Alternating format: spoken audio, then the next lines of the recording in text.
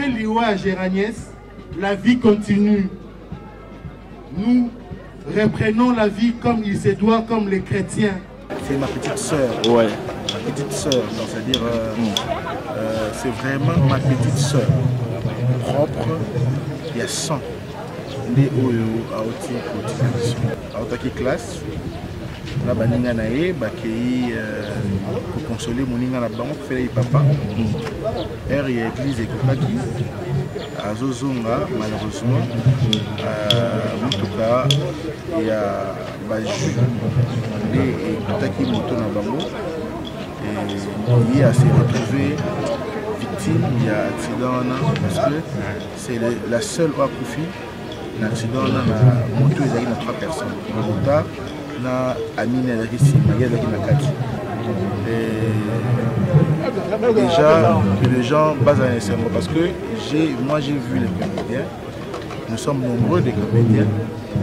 Donc on a moni, ça me suffit. Donc, ça, voilà. Donc, dire que les comédiens ne sont pas là, moi je trouve que c'est une société. Parce que à peu près le 4 avril, et depuis le 4 avril, il y a quand même des visites et des comédiens et des amis et connaissances. Ça me suffit. Les akaka na moto akufe linda yebi bateau babengaki bateau baye ne bateau baye te. Akufi aza petite sœur nangai, c'est-à-dire petite sœur en bas nangai. Donc il me akufi. Bon, je sais pas ce qui va nous sonder, mais que bah voir auto annoncer rezaka au publier là on a dans les réseaux sociaux d'ailleurs au publier donc voilà. Ça va me bénir, il y a problème. Nous avons ma occupation et surtout, maintenant il y a un jour à semaine, les amours pas participer pour ma programme tout les a week-end donc il faut en vouloir m'atouter. Maintenant les arracher participer il y a soit c'est un problème. On a présenté mes condoléances na famille Mobimba Yagi. Naïmoko Guy Ngombe. Vraiment mes condoléances, courage. Au Koufissa, surtout aux jeunes boyés. Ils arapassent mes volontés en Zambie. Donc, accident pour n'arrêter. Abandon à Outay Kole Samuninga. Azo qui n'est pas qu'une église. À ça, accident Koufi. C'est qu'ils ont volonté en Zambie.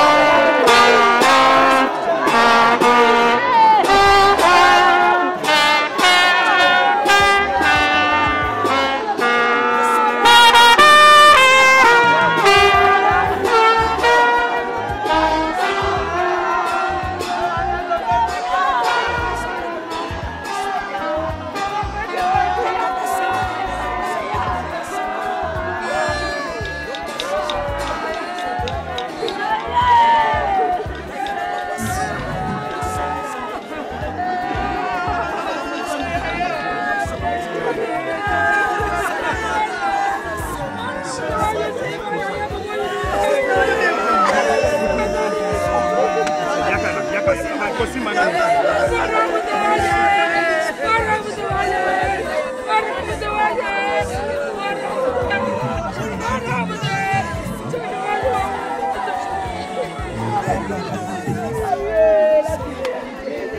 Kangudi. Mama, Kangudi Musau.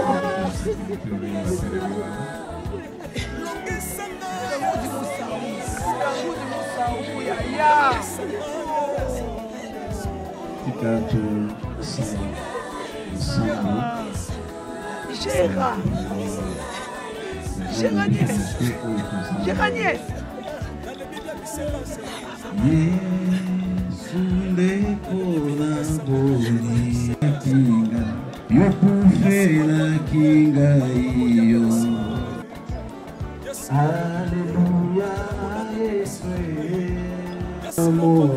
Mokonzi Sanjola, Jola, Sanjola, Yesue,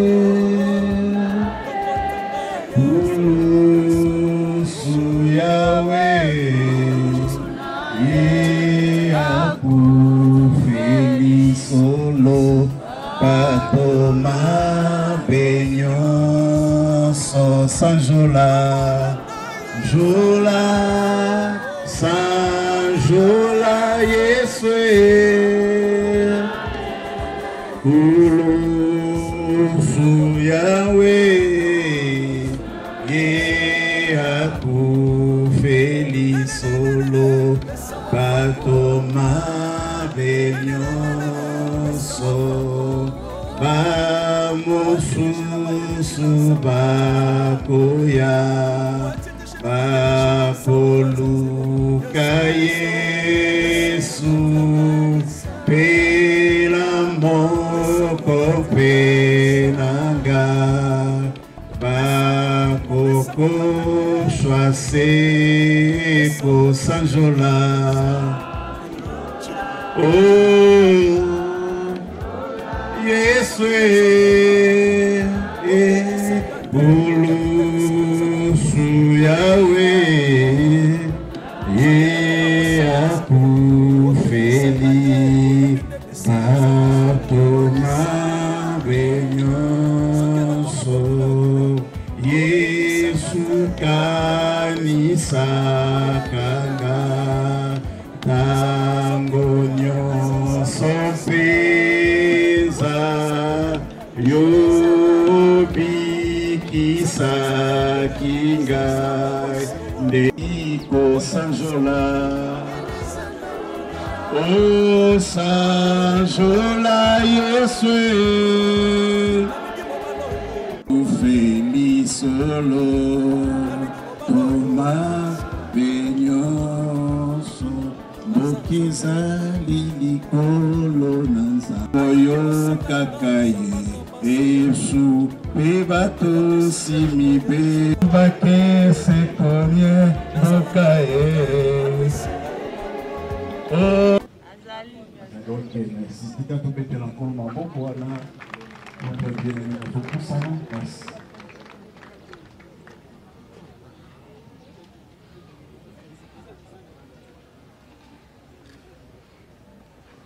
Mesdames et messieurs, chers sympathisants, distingués invités, bonjour. Voilà, Tozana à la fois Mawa, à la fois Essengo, puisque Tozaliban est Nzambe et que tout ce que Dieu fait pour les chrétiens est bon. Que ce soit dans le malheur, que ce soit dans la joie, ce que Dieu fait est bon. Et il le fait de manière inimaginable. Personne ne peut penser, personne ne peut le croire. Personne non plus de cette famille, la grande famille Moussaou Toumba, ne pouvait croire qu'aujourd'hui, nous allons pleurer notre sœur, notre fille, notre tante. Géraniès Kangoudi Moussaou est née à Kinshasa le 10 juillet 2002. Elle a fait ses études humanitaires et après avoir terminé le cycle des humanités, Géraniès est en 3e graduat des sciences de l'information et de la communication, SIC en sigle, à l'Université nationale pédagogique UPN en sigle. Géraniès, intelligente d'État, souriante, on ne peut plus, gentille, sage à son âge, était la tantine de ses nièces et de ses neveux. Géraniès, comme on ne pouvait pas l'attendre, quelqu'un qui quitte leur maison pour aller à l'université, de l'université, Géraniès et ses amis, ses collègues vont partir consoler l'un de leurs qui avait perdu son père. En allant, c'était le 4 avril 2023 et c'était aux heures de 15h, 16h, pieuse qu'elle était, fervente chrétienne qu'elle était, craignant Dieu, encadrice à l'église, protocole à l'église, s'est dit qu'il est 16h, il fallait rejoindre le culte parce que c'était mardi et l'église des ambassadeurs de Jésus-Christ a culte chaque mardi et vendredi. Et comme pour dire, nous avons beaucoup de moyens de transport, Géraniès et une de ses amies ont pris la moto pour se hâter aller au culte. En chemin, Dieu a permis que l'accident puisse se faire. Elle a connu l'accident et elle est morte dessus des heures. C'était le 4 avril 2023. Nous retenons qu'elle a 21 ans, à l'au-delà, 21 ans. Elle est l'aînée de la grande famille Moussaou Toumba et elle laisse derrière elle 3 petits, une fille et 2 garçons. Nous pensons que c'était une égalité des sexes parce qu'ils étaient 2 filles, 2 garçons. Aujourd'hui, nous savons tous que ils sont maintenant à 3 sans Géraniès. Merci. Merci beaucoup. Nous ne l'oublierons jamais. Elle vit à jamais dans nos cœurs. Elle vivra. Elle vivra. Merci. Témoignage aussi. Et puis il y a des Genasi, on peut témoigner. Bonjour à tous.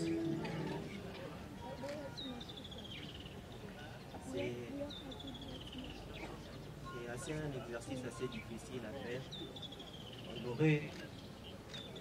On aurait voulu que ça soit dans d'autres circonstances, malheureusement. Géraniès elle fut pour nous une fille, mais bien plus, elle devenait une amie pour bon nombre de ses mamans. elle fut cette personne éblouissante, une véritable boule de joie, une source de motivation. Gérard, on a connu de moments ensemble, on a partagé de moments ensemble. Elle avait cette passion-là de l'écriture. Comme on l'a dit dans sa biographie, elle fait les sciences des informations en communication. Quand je lui posais la question de savoir si elle allait faire la télé, elle me disait toujours, tonton, moi j'aime écrire, j'irai à la presse écrite. Très souvent, vous la trouverez en ligne, en train de travailler même à 1 heure, 2 heures. Elle était dévouée, passionnée. Gérard, c'est une adulte, mais au mental d'un enfant. Toujours joyeuse, souriante, provocatrice. Il est impossible que vous soyez avec elle, vous passiez une journée sans que vous ne puissiez rire, ou que même vous puissiez vous taire. Avec elle, c'était toujours ces moments-là de fou rire, de partage. Très souvent, j'aimais la provoquer quand elle mettait le foulard. Je la provoquais quant à sa taille. Et aujourd'hui, nous ne pleurons pas seulement une fille, mais nous pleurons une amie. Nous pleurons. Bonjour Président Guingombe. Bonjour. Mes condoléances Président. Léo Tomonio na kati ya matanga na 51 oyo tobungisa nièce na yo. Un mot. Non, Azaniès Namati, c'est ma petite sœur. Ouais. Ma petite sœur, c'est-à-dire c'est vraiment ma petite sœur. Propre, il y a 100. Balanza super pour moi balingi bayeba Président Guingombe ndeko na biso ya mwasi atiki biso en fait maladie ni oya beli po ki etika biso trop jeune. Je suis d'un accident et à circulation en tant que classe. Na baninga na ye bakei pour consoler moninga na bango fele papa.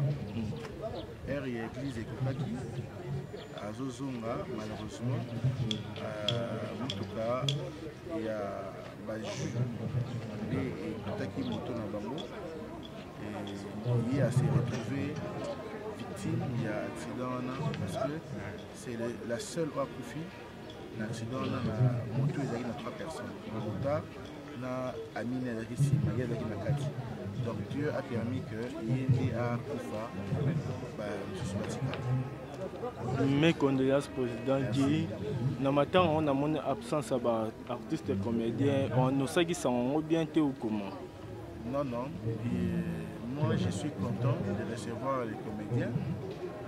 Et déjà, que les gens basent un cerveau. Parce que moi, j'ai vu les comédiens. Nous sommes nombreux des comédiens. Oh, on a moni, ça me suffit. Donc, ça, voilà. Donc, dire que les comédiens ne sont pas là, moi, je trouve que c'est une société. Parce que à peu près le 4 avril, et depuis le 4 avril, il y a quand même des visites et des comédiens et des amis et connaissances. Ça me suffit. Mais la taille, circonstance, et puis j'ai aussi des messages de condoléances. On a bazar empêché. Et puis moi-même, je ne vais pas aussi dans tous les deuils. Il y a des deuils où on a temps, il y a des deuils où on a tenté, mais ça ne veut pas dire qu'on n'a pas compati la douleur. La présence physique est très importante, mais Izakaka na moto a koufe linda yebi, bateau ba bengaki, bateau baye, ne bateau baye c'est ça. Bateau groupe na bino sans souci pe ana on attend mutu moko te nazo mekano ko tambola ko luka mo ba interview. Et la nuit, j'avais reçu la visite à président. Je suis le personne qui était venu fraîchement à Poto, Oya, à Yakim Malamoko. Et chaque jour, j'ai des amis et un groupe social et puis ici, Bazaï. Merci beaucoup. C'est moi qui vous remercie. Bonjour maman Merdi. Mes condoléances.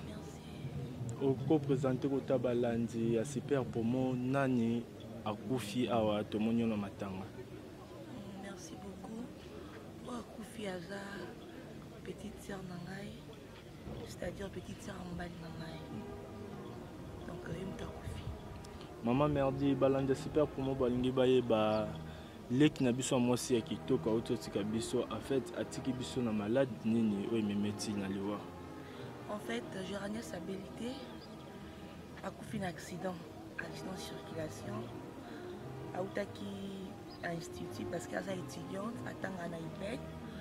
Après cours, l'un de ses amis a fait là qui papa, il a fallu rendre visite à Ningizala.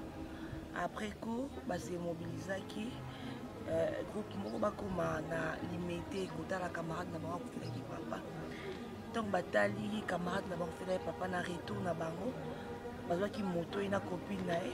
Donc bakomi na 15e rue na poilu de esika bakoya ki na moto esika bakoya ki na moto et que Gérard akota ki na c'est à mutuka. Nous caminons à Bajuana, à Kotaki, donc on conduit à Koufa. Merci maman Merdi, mes condoléances. Namatango ni président Gingombe annoncé qui bien été ou comment dans mon absence à artiste comédien et belé. Bon, je sais pas ce qui va nous sonder, mais que parfois on doit annoncer au public là on arrive dans les réseaux sociaux d'ailleurs. Au publier donc voilà ça va me bénir un problème et non t'as ma occupation là et surtout maintenant il est mis à jour à semaine les amours pas pas tout fait pour que ma programme tout que les week-end donc il faut en vouloir m'atouter maintenant les arracher m'anticiper il y a soit sécurité les problèmes Merci beaucoup. Merci beaucoup. Mokolimiye batu bakobanda pe na sima na ngai na lebika bisenga senga nsanga lokota ngai yeso yeso lokota ngai yeso yeso lokota ngai yeso kotika ngai te lokota ngai yoyo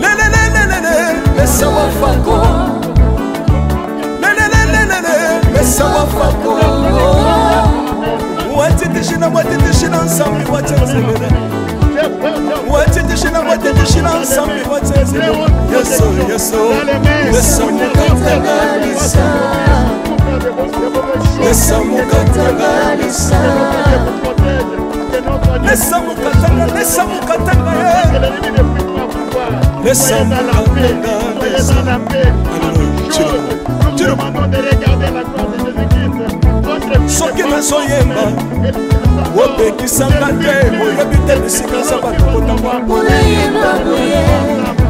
soki nakoma kosambela sambela opekisanga te oyebi te bisika nzambe azwanga soki nakoma kobinabina opekisanga te oyebi te makambo nzambe asambelanga nzambe nazobinela azenzamba mosolo oyo naza koyembela nzambe nazoyembela aza nzamba mosolo oyo naza koteya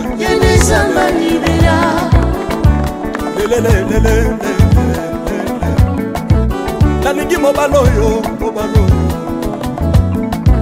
nalingi mobala oyo yesu aza nzambe ayoki bosenga na nga nzambe akambasa ye ayoki suje na ngai ye nzambe alonda ye nazalaka lokatere apesinga lopango natambolaka makolo lelo nakomi na motuka ngai oyoyo nazalaka kobala te lelo apesinga libala apambolinga yeso yeso apambolinga yeso yeso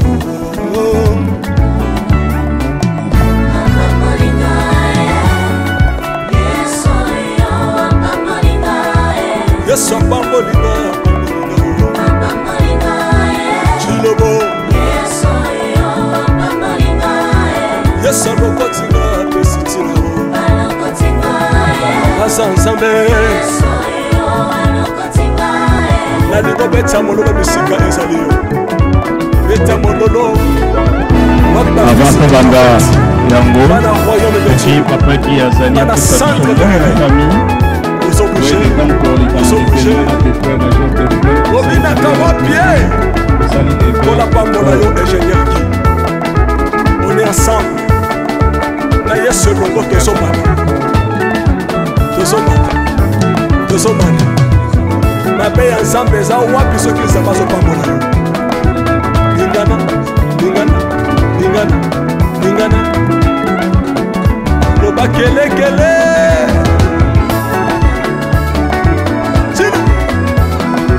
sala ngombe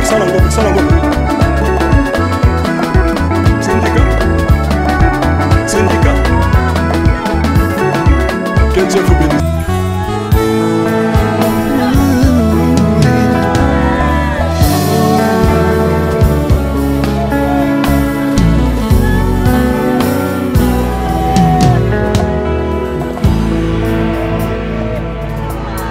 Naipa na yo papa nanga monisanga loboko na yo naipa na yo mosantu yo monisanga loboko na yo nzamba lolo yo azosale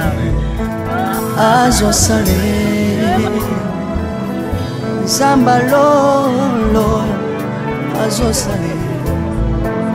azosale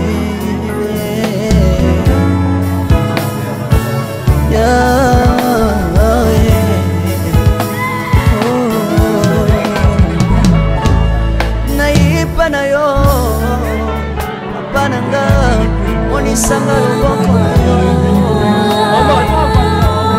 naipa na yo mosantu yo monisanga loboko na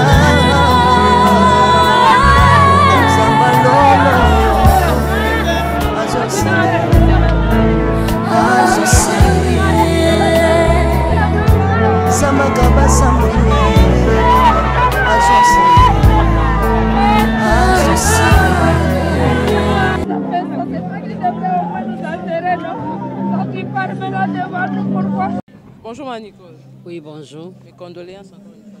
Merci. Merci ma Nicole, merci. Ouais, merci beaucoup. Tout le monde a matanga ya moko ya bandeko na yo papa Gingombe.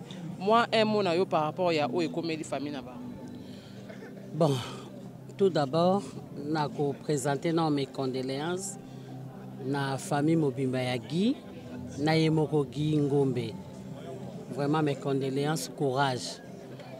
Ko kufisa surtout au hasard jeune boye. Ils arapassent mes volonté nzambe. Mais par rapport ya oyo nyonso ezokomela ba famille na bango pour ça que accident na moto. Moi conseil nyoko ko pesa pe na bato balinga mingi kozwa moto po akendaki pe kolelisa muninga na retour na ye azui moto po azaki na moi retard au kende église nde accident wana ekomeli. Moi moni noko koloba pe par rapport ya circonstance. Bon. Moto ezo facilité biso. Mais to yebaka to koko mata moto nini. Pe to yebaka tanto mati moto biso nde to diriger mutu ya moto. Et non moto ya moto a diriger biso. Soko mati eloko wana loko ezaka makolo mibale ezala keler mususu memanga boye ko kenene ngozo kende boye te. Bon. Toko pe osa accident na motoka. Donc accident pour na ate. Abano autay kolesa muninga. Azo kende pa ken église. Asala accident kufi. C'est que ça volonté nzambe.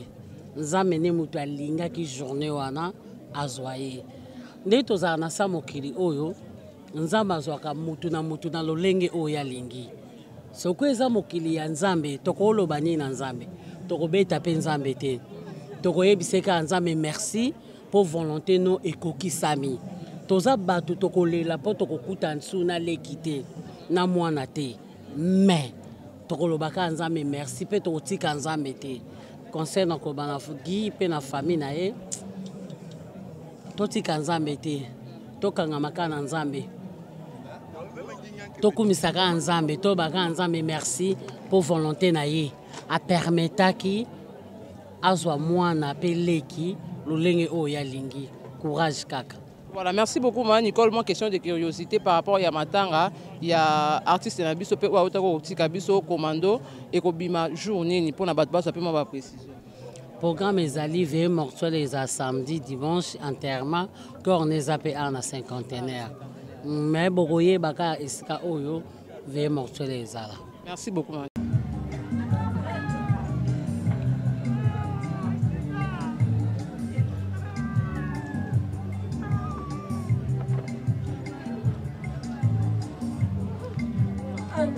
Maman de Fapek. Message à famille Ezali Boé. Tosengeli que babiso pense que famille Oyo et Koti de Konabiso Géraniès Kangouti Moussaou, Ezali famille chrétienne. Et Tosali ko se rappeler na Liloba Nzambe na histoire ya David, roi David tango a belisaki mwana na ye akataki bilamba abalolaki na mabele amichaki putulu souci ya roi David ezalaki que Nzambe asala que mwana na ye apika kasi volonté ya Nzambe ezalaki que mwana ya David esengelaki akufa tango mwana ya David akufi basali ya David bayoki ndenge nini bakoko expliquer papa na bango te ke mwana na ye akufi po balobi tango na azalaki kobela tala ndenge papa mitungisaki tala azalaki kolia te akati bilamba ami baloki na putulu sikoyo mwana akufi toko expliquer liwa ya mwana ndenge nini. Roi David atuni bango bozoloba nini mwana nanga akufi bayebisi ye akufi mokonzi. Roi David akoti na ndako asokoli mai alati bilamba ya sika elamba lokumu asengi biloko akolia alie ekamwisaki batu banso balobi mais roi a posé acte mpona nini batuni ye roi mpona nini oagir boye tango mwana azobela ozalaki na pasi mwana kufi ozwi esengo elingi koloba nini. Roi David a répondre bango alobi nasengaki na Nzambe nasalaki nyonso Nzambe ayokelanga mawa mwana abika kasi Nzambe na volonté na ye asali ke mwana kufi siko nasala lisusu nini botikanga na lia botikanga na vivre botikanga na sepela nde famille ya Géraniès et biso boye. Après l'iwa à Géraniès, la vie continue. Nous reprenons la vie comme il se doit, comme les chrétiens. Géraniès est partie. Nous avons l'espoir qu'elle est assise à la droite de Dieu le Père. Elle est avec les anges, avec Jésus-Christ en train de louer Dieu. Et to sengi na baye kolamba biso baye kolena biso elongo biso o autorité kenekotika Géraniès en sa dernière demeure. Oyo akozana na temps pour kena biso cimetière, que Dieu soit loué. Oyo ana tenté à Kendambango et sika tosa qui veille mortuaire na croisement ya ba venu à Sosa na Kingabwa na commune Ngiringiri akenda kozela biso kuna tango tokuta cimetière tokoya kuna pour na bain de consolation. Que Dieu nous console, que Dieu vous assiste. La mort pour les chrétiens est un gain. Merci beaucoup.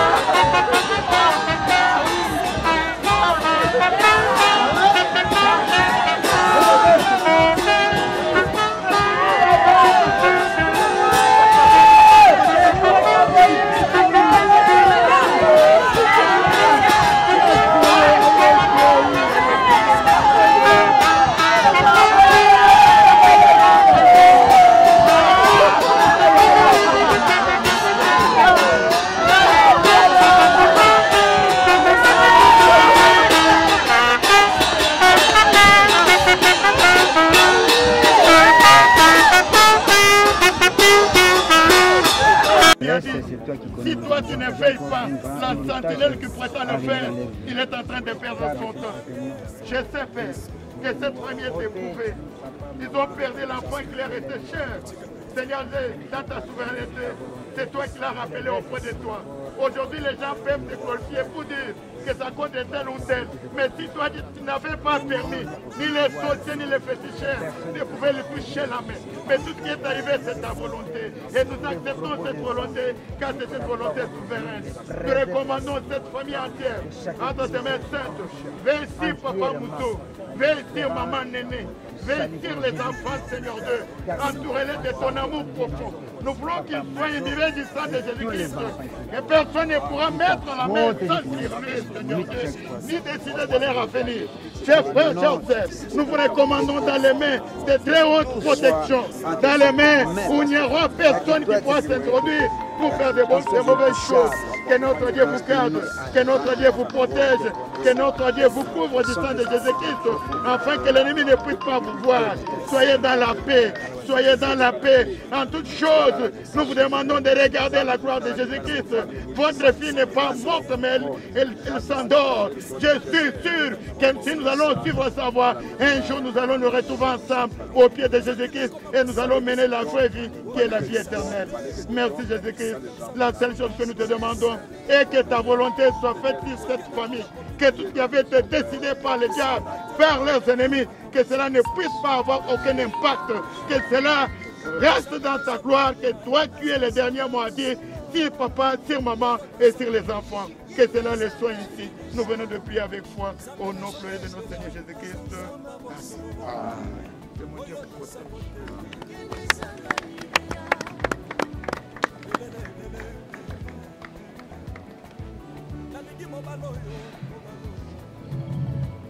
Asima ya Losambo pour la famille, Bengi, ses soeurs et ses frères, Seigneur se lever pour le monde pour tout ça dans les cas de recueillement, pour attendre de subir ça dans la puissance, pour que ça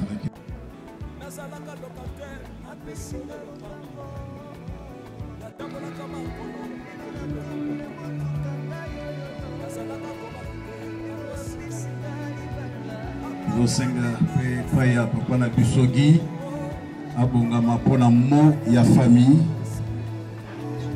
abongama pona mo ya famille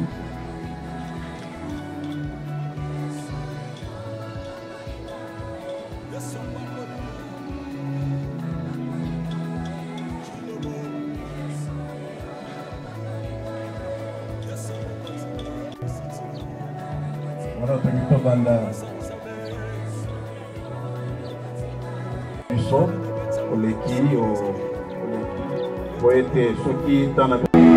avant tobanda yango soki papa qui azali apesa biso mo ya famille pour de temps pour les canards recueillement na déployer ba genre de fleurs de sali prière à clôture de sali lever du corps soki azana mpeto continue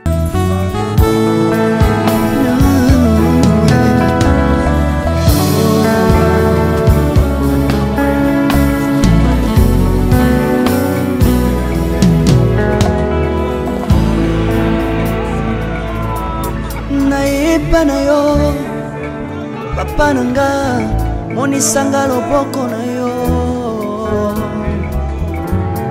naipa na yo mosantu yo monisanga loboko na yo zamba lolo yo azosale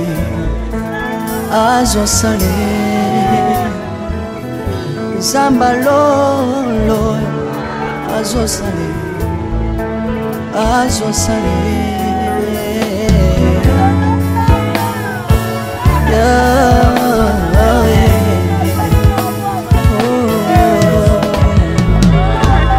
naipa na yo pananga monisanga loboko na yo naipa na yo mosantu yo monisanga loboko na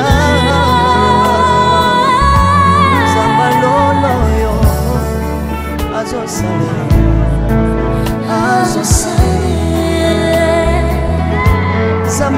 Sambolue Azosale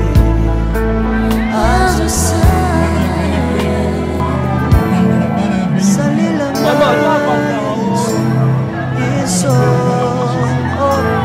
Salila Yeso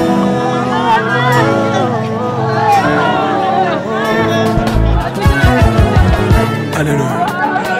Yesu azala komoi. Tomba bana Jésus. Tomba bana. Tiro.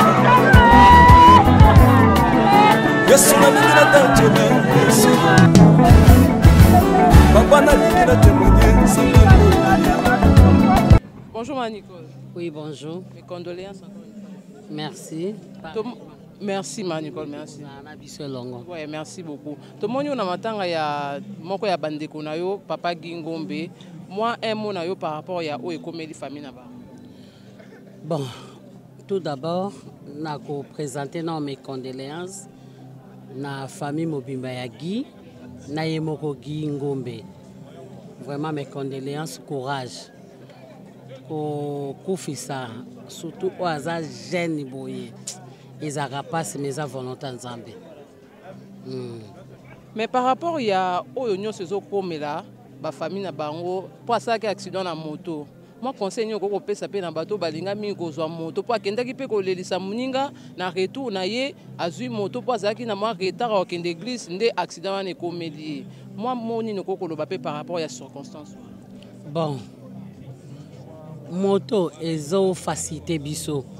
Mais to yebaka tokoko mata moto nini pe to yeba tanto mati moto biso nde to diriger mutu ya moto et non mutu ya moto a diriger biso soko mati eloko wana loko ezaka makolo mibale ezala keler mususu memanga boye kokende ndenge ozokende boye te bon toko pe osa accident na motuka donc accident pona te abano auta kolesa muninga azo kende pa kene église asala accident kufi c'est que ça volonté nzambe nzambe ne mutu alinga ki journée wana azwaye nde tozala na sa mokili oyo nzambe azwaka mutu na lolenge oyo alingi soko eza mokili ya nzambe tokoloba nini na nzambe tokobeta pe nzambe te tokoyebiseka nzambe merci pour volonté no ekokisami toza batu tokolela po tokokuta nsu na lekite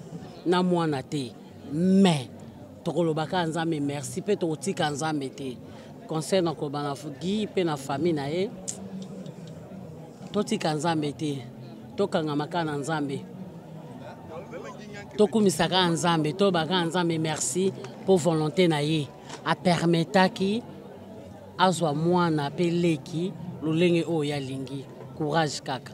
Voilà, merci beaucoup, Nicole. Moi, question de curiosité par rapport à Matanga, il y a artiste na biso pe wa otako tika biso commando et ko bima journée pour na batba ça peut ma précision. Programme ezali veille mortuaire les samedi dimanche enterrement corps les APA na cinquantenaire. Mais bokoye baka iska oyo veille mortuaire les ala. Merci beaucoup.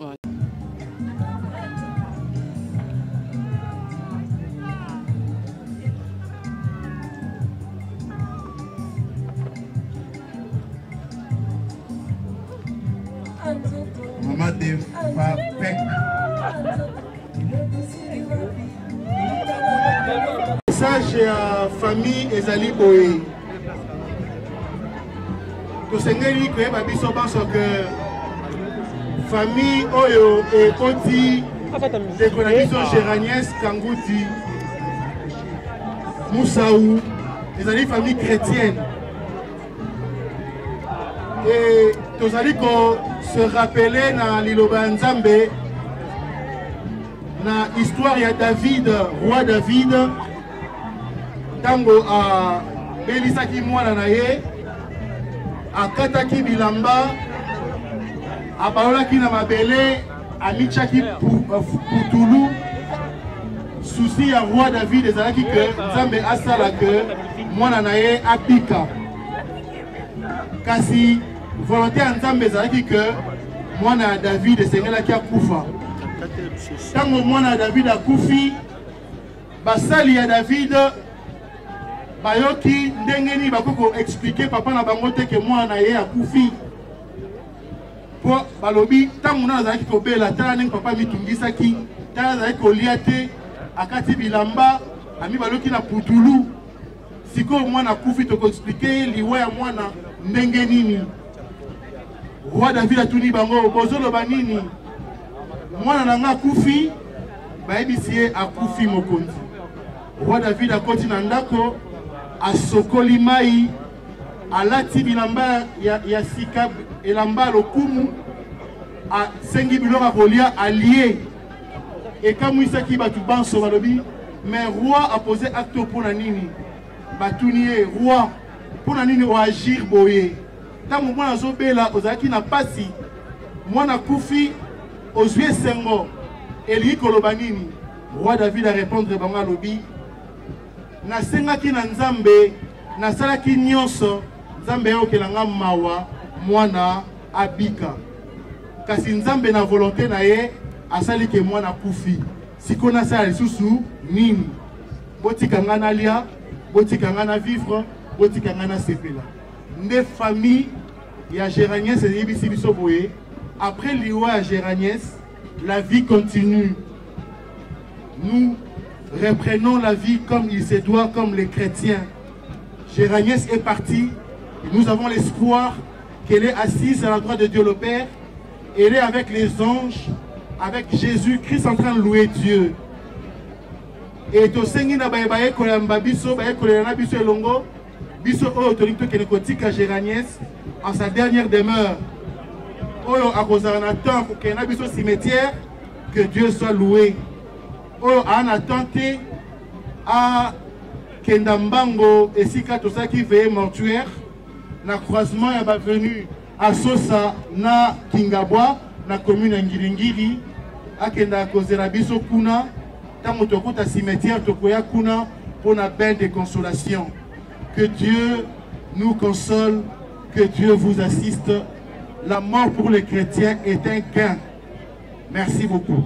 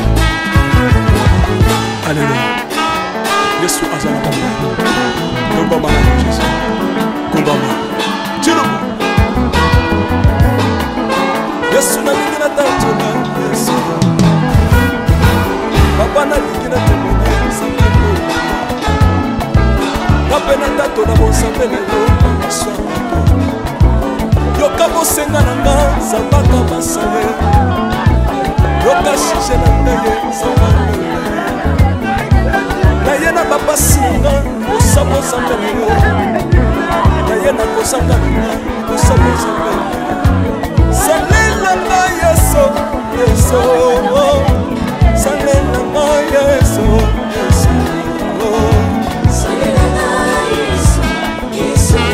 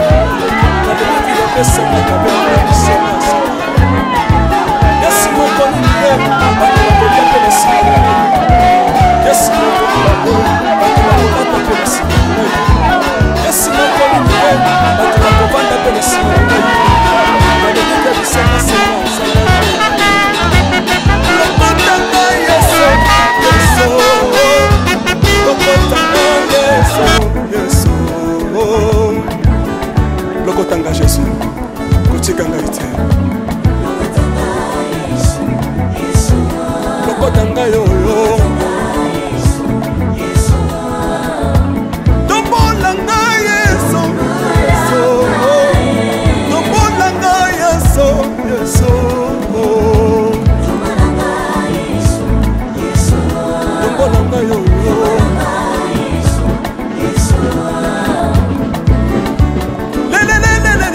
Laisse-moi fako Laisse-moi fako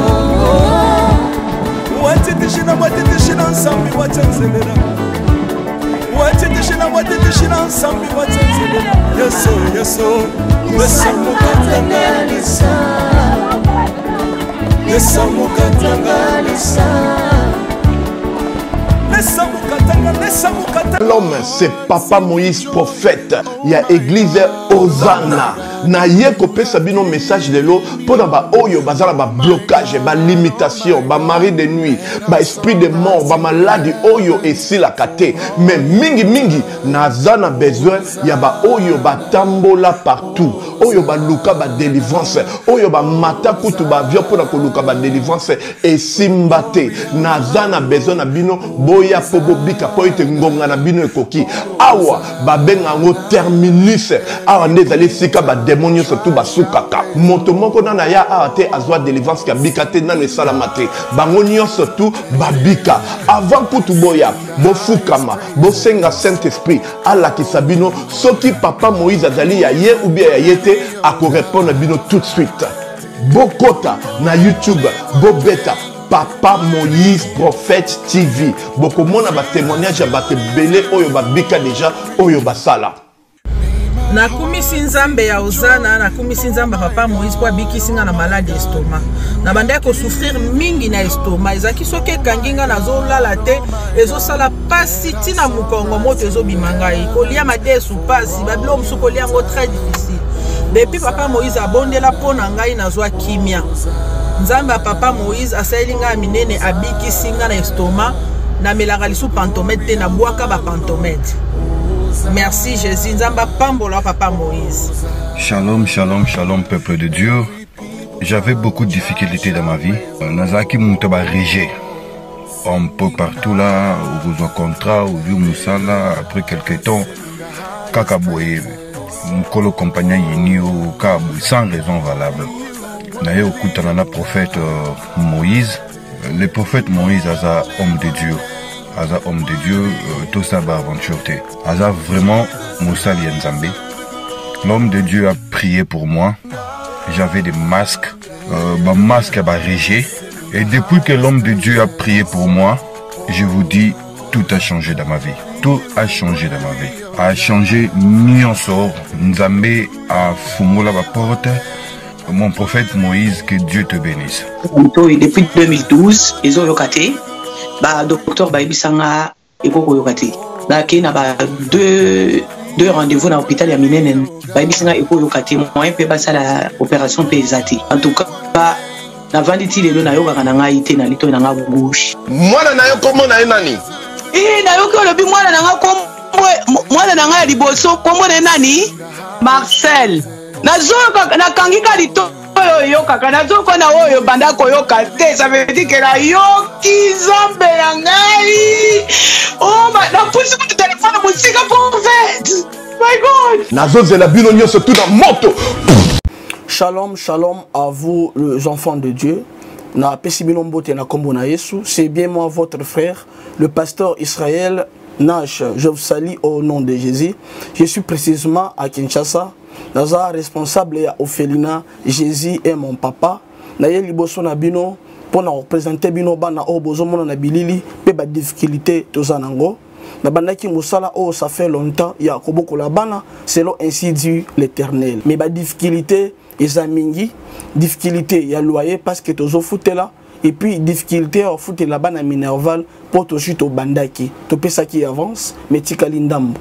Nazo banga ke bana oyo bakata classe bakoma nango na sukate. C'est pour cela Dieu m'a mis au cœur na lancé message oyo na batu nyonso ya motema malamu basunga bana oyo bozomona na bilili.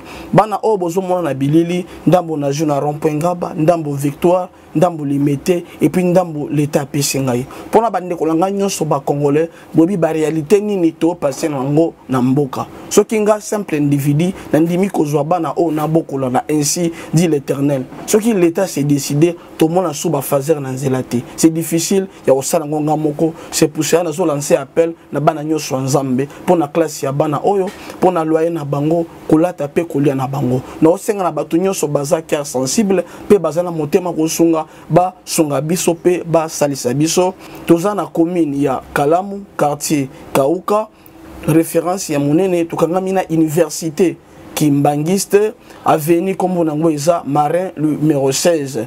Numéro de téléphone à biso pour na bateau balingi ba contacter biso pour na ba détail mon sousou, ils a plus 243 89 72 32.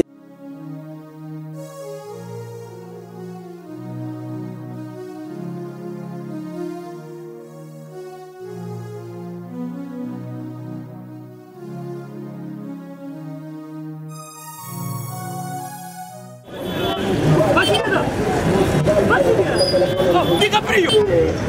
Ça va? Oh. Benny. Ouais, ça va? naye na nzili awa naza na Sainte-Thérèse bapesi nga adresse ya agence oyo ya fait oui allez la vue oui donc elle a besoin oui ah tika supposé la Sainte-Thérèse bien sûr elle lui dit comme ça oui.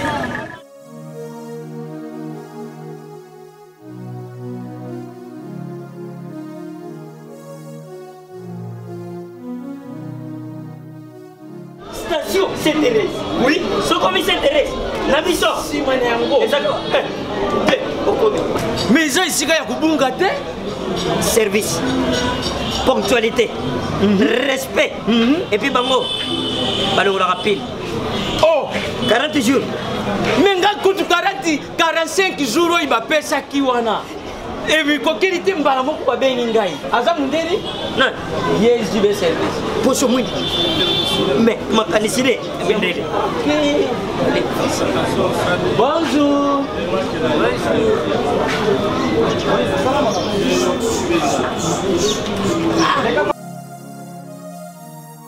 Papa Julien, DiCaprio, Papa Julien, DiCaprio, Omonio, et la JB service. Et puis il y a José Baïla. Il y a José Baïla. Ah, moto moi de le maïle mo. Il y a Mundede. Attention ton ganayo.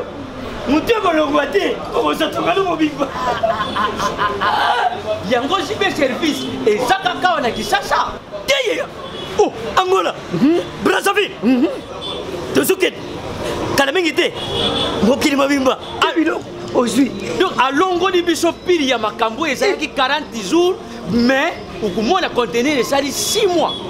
Papa Sylvain, il y a mis ça dans ma voici. Oh, bah ça va me décoller avec qui? Avec qui la photo? Place, il y a série, il y a côté Milo. Et ça, il y a José Baïla. Si mes services, et ça, vous mettez avant toujours. Frappe finale, frappe finale retour. T'inquiète. Ah ouais. Bah, José.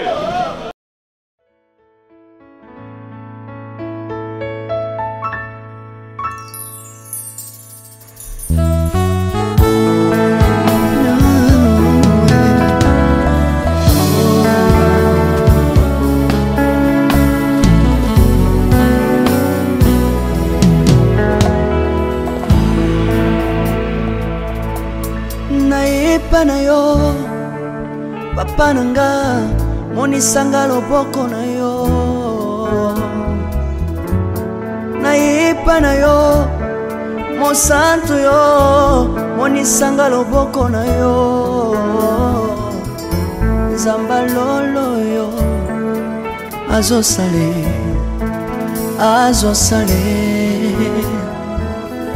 nzamba lolo azosale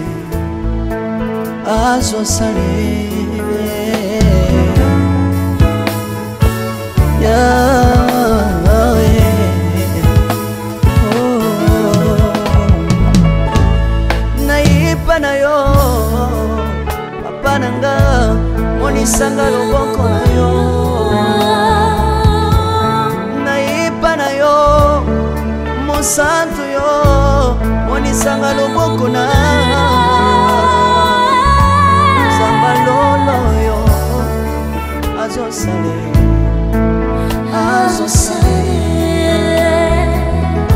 nzamba kaba asangolue azosale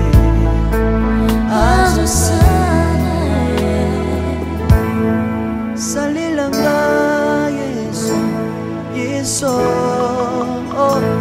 salilanga yesu yesu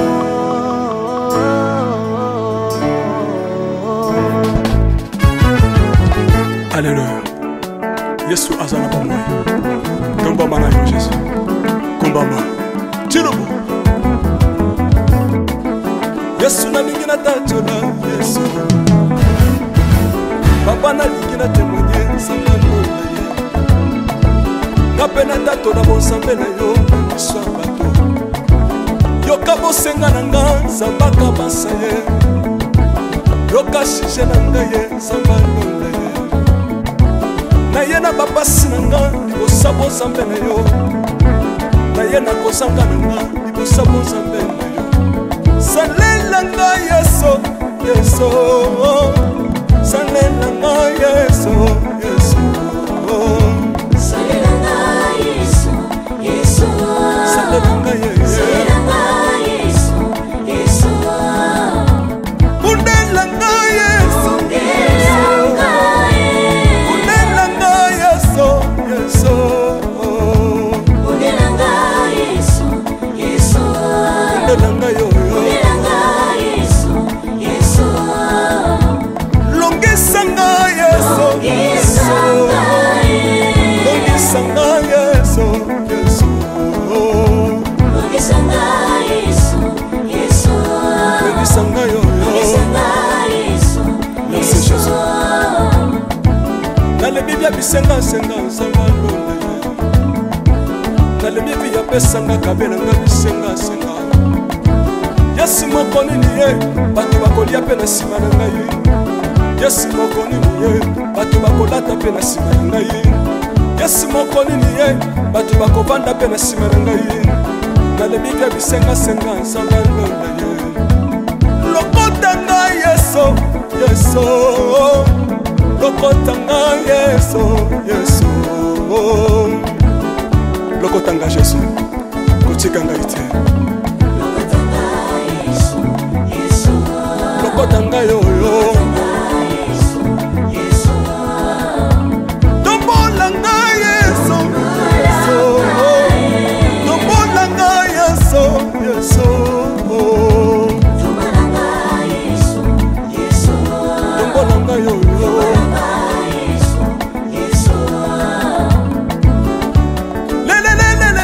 Mesa wafako. Mesa wafako. Watitishina nsambi watenzelela.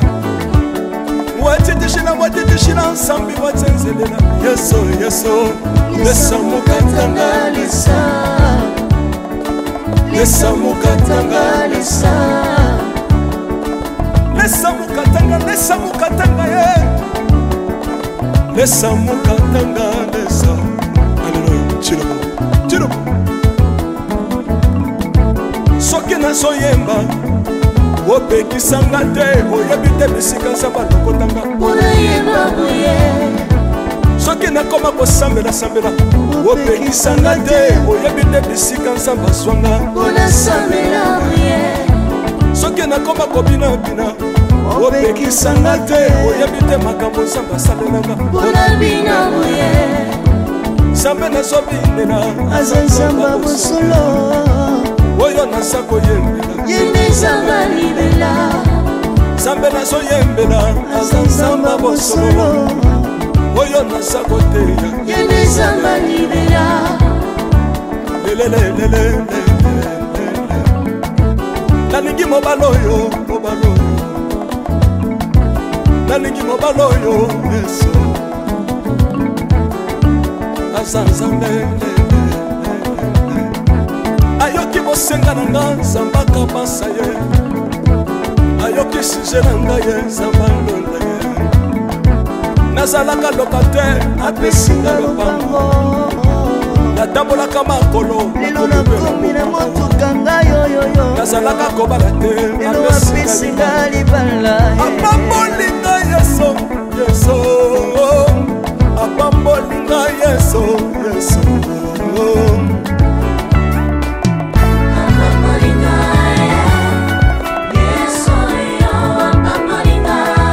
yeso bambolinga chilobo yeso lokotinga pesitino asa nzambe nalingo beta mololo bisika ezali yo beta mololo wapi bafisi des prophètes bana royaume de Dieu bana centre de réveil ozobouge obinaka wapie mpona pambola yo ingénieur Guy on est ensemble na yesu elongo tozomanda mabe ya nzambe eza wapi soki nzambe azopambola yo lingana loba kelekele tina sala ngombe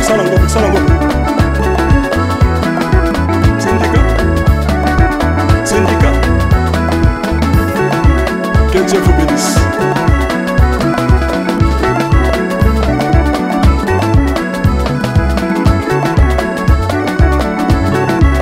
Samba pambola bino.